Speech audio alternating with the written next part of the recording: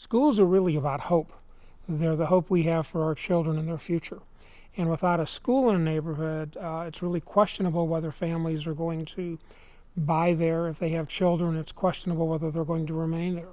And what New City School did was say to everybody, you can live in the Central West End. There's going to be a wonderful school within walking distance. Whether or not families actually had children or enrolled here is a second question.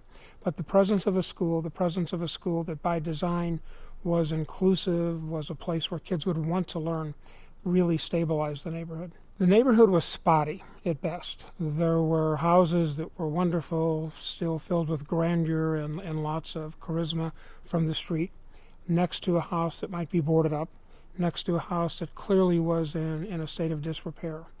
The area on Waterman between Lake, for example, and Kings Highway had quite a few boarded up homes, had a motel even as late as 1981.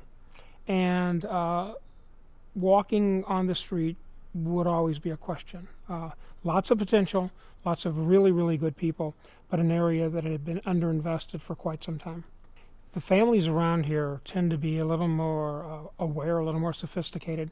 Many of them are from out of town. They all share a belief that education is more than just learning, that it's really transforming lives. So the school that they wanted, led by, again, Tad Foote, was not just a school that delivered information. It was a school that would cause children to embrace learning and to learn together. Diversity has always been a hallmark. We've always been between a third and 40% kids of color. Economic diversity has always been a hallmark. And what I talk about often is the smile quotient.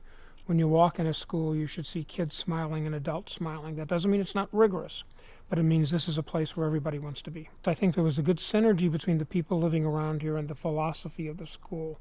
They knew they wanted more than just a regular education, if you will, for their children.